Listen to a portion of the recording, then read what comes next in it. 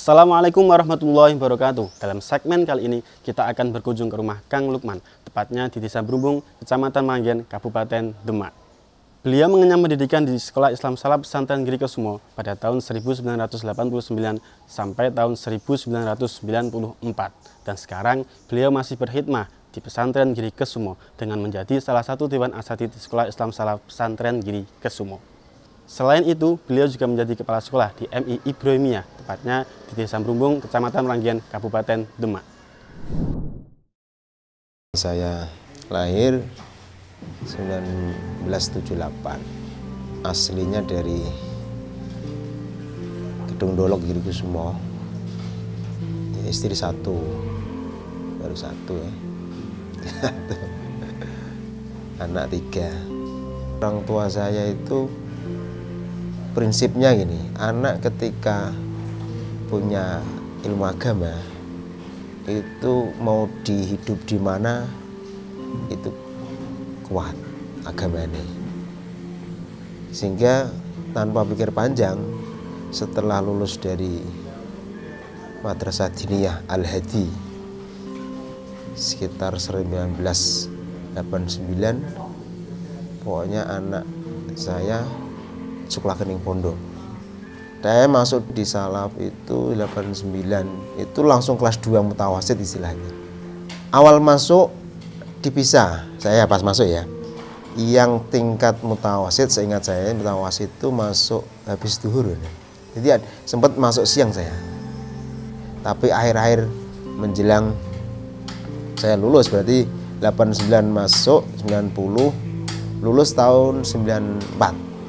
Itu waktu pembelajarannya memang di pagi, malamnya mudzakarah. Pada waktu itu gencar almarhum ya Natif itu memang untuk memotivasi belajar si santri itu ada hukumannya langsung berdiri. Sanksi berdiri efektif. Anak itu sudah merasa itu benar-benar memacu untuk belajar. Buktinya apa ya tadi itu, mudzakarah semangat untuk belajar. Dan mudzakarah tanpa dibimbing, dimurokobai oleh pengurus itu udah berjalan maksimal karena masing-masing mapel dipegang oleh salah satu siswa. Nah, program saat itu memang sudah dijalankan, program yang khususnya kelas sanawi, berarti sekarang aliyah istilahnya, itu memang tanpa maknani seperti hampir sama dengan sekarang, cuma harus bisa maknani kan itu. Sehingga di mudzakarah itu dimaksimalkan untuk maknani tawiku. Bisa ngaji itu memang prinsip utamanya bekal di kemudian hari. Karena dengan bisa ngaji, bisa bahasa ngerti ilmu agama, anak itu terus mentalis kuat. Dasar itu beliau pada saat saya di sana itu ngaji Tanwirul Qulub. Ya, Tanwirul Qulub pada saat itu beliau ketika ngaji tidak hanya sekedar ngaji, tapi anak santri dituntut bisa baca. Dan itu langsung dipilih salah satu santri sebelum beliau memulai baca kitab, salah satu ditunjuk. Saya pernah ditunjuk dan alhamdulillah salah baca. Akhirnya disuruh berdiri sambil maknani sambil berdiri. Pada saat itu disaksikan oleh banyak teman-teman yang mereka sambil duduk maknani, saya berdiri lek maknani karena lek maca salah. Disaksikan teman-teman plus adik-adik kelas yang tingkat mutawasid. Satu angkatan yang masih ikut ngabdi di SASIS adalah Pak Mukhlas. Pak Mukhlas itu satu angkatan. Pak Arif, kalau yang kampung itu ya banyak, mungkin Pak Miftahul Arifin pernah ikut Rebana Jamuna ini. Sekarang menjadi apa? Bekal atau perangkat desa Banyumeneng. Pak Muslihun, Pak Haidur Ali satu kelas itu. Bolos kabeh ya. Pernah itu payetes itu. Panitianya almarhum Pak Nurul Yakin Jeporo. Itu datang terlambat ya. Ya dihukum kabeh itu. Jadi kekompakan teman-teman kampung ya hukum kabeh ini bolos kabeh. Ya. Setelah lulus saya nggak mikir ngajar ya, saya nggak mikir ngajar. Setelah dinyatakan akhir tahun seperti tahun ini, itu saya mikirnya kerja. Waktu itu ya 94 pokoknya mikir lulus ngiwangi wong tua dengan bekerja rumangsane gitu. Tapi dari pondok ada instruksi dari beliau, lulusan tahun ini ya berarti 94 semuanya harus ikut pelatihan menjadi guru bahasanya. Pelatihan menjadi guru. Sehingga di bulan puasa semua alumni atau semua lulusan 94 ikut ngaji persiapan jadi guru. Ada bukangan itu tadris namanya, buku untuk persiapan ngajar. Di akhir pelatihan, akhir Ramadan berarti diumumkan lagi. Nanti ketika bulan Syawal yang mendapat undangan dari pondok berarti nanti akan diperbantukan menjadi mudaris musaid, guru bantu. Biasanya guru bantu. Ya udah akhirnya Syawal nunggu kan. Ya jadi nggak nunggu sih, pokoknya mau penting ngikuti derek kan. Alhamdulillah ada undangan berarti mudaris musaid, guru bantu. Sehingga 94 masuk 95 96 saya dan beberapa teman yang lain diperbantukan untuk khidmah bahasanya, bantu di Salam sampai 97 awal atau 96 akhir. Langsung beliau almarhum Yinadif memberikan cara mengajar yang benar bagaimana. Yang jelas memang mengajar ya harus persiapan dulu semampunya. Posisi ngabdi itu kesan-kesan yang paling mesankan di akhir tahun seperti ini. Di antaranya ketika proses pengolahan nilai, memasukkan nilai ke raport dan memasukkan nilai di ijazah itu sangat mengesankan. Ya menulis kan dulu manual kan, nulis ijazah. Nulis ijazah itu bapaknya si Alek itu yang nulis ijazah tulisannya nanti. Termasuk Pak Junaidi yang Magelang itu tiap malam itu begadang itu Pak Ripai itu yang sesepuh itu, sesepuh senior itu penulisan ijazah rapor itu sampai haflah itu setiap malam 95, 96 atau 97 di Jakarta ngikuti jejak senior Pak Budallah Ridwan dan almarhum Pak Muzini Husnan. Almarhum Pak Muzini ke Jakarta, gue melu daftar di Jakarta, daftar Jakarta, akhirnya daftar. Prodine saya syariah. Ditambah saya ngaji dengan para masai yang ada di Jakarta untuk menguatkan khususnya akidah. Saya ngaji dengan para masai di Jakarta sehingga menemukan bahwa apa yang saya pelajari di pondok itu saya rasa dasarnya belum maksimal karena mungkin waktu belajar mungkin ya malas-malasan ya sehingga kok iki kok ono sing anyar. Tapi setelah saya ikuti kajian-kajian di Jakarta sana justru menguatkan apa yang sudah saya dapatkan di pesantren, menguatkan. Ya contohnya seperti akidah aqaid saged. Itu di pondok sudah diajarkan, tapi di Jakarta tambah kuat, tambah mantap bahwa akidah yang di pondok pesantren itu sudah benar 100% dengan penguatan dalil ya, penguatan argumen-argumen yang dituangkan oleh para ulama zaman dulu. Sejak dulu sudah dituangkan, cuma kayak kok hal yang baru. Padahal sebenarnya sudah lama ditulis oleh para ulama tentang khususnya masalah akidah.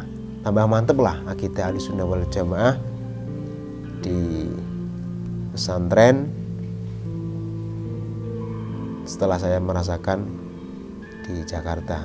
Kemudian karena udah berumur itu ya, nikah 2004 langsung pindah ke hijrah lah, pindah ke sini desa Berumbung Kecamatan Meranggen ini. Ya, semenjak 2004 nikah, 2006 dipasrai, saya dikasih tugas oleh ini Yayasan Pondok Pesantren Ibrahimiyah, tempatnya keluarga mertua, dipasrai untuk mendirikan Madrasah Ibtidaiyah MI 2006. Jadi langsung kita proses, kita menghubungi yang berwenang.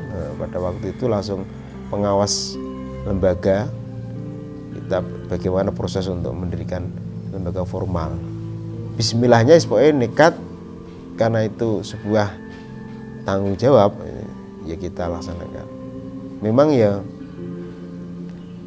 repotnya di posisi yaitu dunia baru kan, berarti kan ya pasti ada kerepotan dikit, tapi kita niat awal kita adalah melaksanakan amanah dari yayasan, kemudian kita kuatkan dengan niat belajar, itu akan tidak terasa. Bekal kita pengabdian di pesantren itu yang kita sedikit banyak kayak ada motivasi atau bahasa mantep bisa, karena sudah ada bekal tadi di pesantren. Pesantren itu kan bekal untuk mental kita itu, sehingga kasih tanggung jawab ini bismillah. Itu yang formal. Yang kegiatan kemasyarakatan ya akhir-akhir ini aktif di NU, fokusnya di Ansor ya, Ansor untuk mempersiapkan kader-kader NU masa depan. Juga di NU yang sepuh, nasi sepuh diposisikan di sekretaris 2 sih, sekretaris 2. Kalau Ansor ya wakil ketua, ya teman-teman itu aja. Yang saya alami itu ketika renovasi yang belakang pondok itu kan pernah direnovasi sebelum seperti ini kan pada roan itu kan, pada roan saya juga ikut roan itu, ditimbali langsung dipanggil ya, disuruh mijit beliau. Itu pertama kali ditimbali melakukan mijiti. Nah, setelah saya suruh mijit yang di Pasroan itu terus berlanjut terus, jadi sering Lukman pijit. Yo pijitnya bukan karena bisa, wis pokoke sak kena sak kuat-kuatnya pijit. Ada 2 poin yang saya ingat betul itu tentang, jadi salah satu bentuk birrul walidain kita adalah kita kalau santri ya kita ngaji, kita belajar. Kalau kita sudah menjadi bahasanya pengurus atau mungkin diperbantukan, ya kita ngajar. Itu bentuk birrul walidain. Jadi birrul walidain tidak harus kita bantu wong tua golek duit, kita ngunjung, kita ngasih duit. Ya, tapi dengan kita melaksanakan kewajiban kita sebagai santri, kita belajar maksimal. Kemudian ketika menjadi pengurus kita maksimal dalam mengurusi santri teman-teman, ketika diperbandingkan ngajar kita maksimal ngajar. Itu bentuk, salah satu bentuk birrul walidain, karena otomatis orang tua kita juga mendapatkan kebaikan yang kita laksanakan ini. Kita jadi orang genah ya wes, termasuk bentuk birrul walidain yang pertama. Yang kedua itu beliau ketika di khutbatul ikhtitam, beliau menyampaikan untuk sowan kepada tokoh-tokoh masing-masing santri. Itu pasti disampaikan dalam rangka untuk mengenalkan diri kita, dalam rangka menguatkan hubungan antara seorang santri dengan tokoh setempat. Karena beliau dengan silaturahmi sejak dini, sejak menjadi santri, itu akan menghasilkan bahasanya, harapannya akan terjadi ikatan secara individu, secara keagamaan bahasanya. Oh, ada santri yang dulu pernah sowan sini ini, sekarang udah lulus atau apa. Karena memang coba kita renungkan. Ketika di satu tempat, satu tokoh di masyarakat itu ada kekosongan tokoh agama istilahnya, siapa yang akan kita minta? Pasti kan orang yang tahu agama juga. Maka santri-santri yang notabene memang layak mendapatkan pemegang estafet ilmu agama dibangun sejak dini oleh beliau, pesan beliau tadi itu. Dikenal tokoh dalam rangka yang akan meneruskan ilmu agama di kampung siapa kalau enggak dari santri. Saat ini tambah sangat penting ya, itu santri sekarang kan apa-apa santri sebenarnya. Jadi sangat penting untuk pendirian pesantren. Mau nggak mau itu pendirian pesantren sangat diharapkan. Ya terbukti dari alumni pesantren saat ini kan berapa posisi ya dari santri itu. Jadi tidak ada basinya aja lah pendirian pesantren. Penting. Maka sebagai santri jangan lemah, karena tanggung jawab berat itu. Dunia akhirat ya. Di dunia kita mendampingi, di akhirat pun kita menjadi tanggung jawab, mas'uliyah di akhirat nanti. Sehingga akan memberikan semangat pada diri kita untuk selalu belajar tentang agama, karena kita tanggung jawab di akhirat. Ya, yang jelas tafakuh fiddin itu dikuatkan. Kita itu membawa misi delegasi masing-masing wilayah. Mau atau tidak mau, santri itu merupakan, kalau dalam sebuah ayat itu kan sebagai utusan daerah yang akan memberikan pencerahan pemahaman agama di wilayah masing-masing. Itu didasari ketika santri itu belajar di pondok keterpaksaan, mbah paksa mbora, itu melekat itu tanggung jawab mas'uliyah itu. Kulukum ro'in wa kulukum mas'uliyatun an ro'iyati. Itu yang kita pegang itu. Kita punya kehidupan yang abadi yang akan kita tempuh, yang kita akan masuk, yaitu kehidupan akhirat. Itu sebenarnya yang akan kita tuju.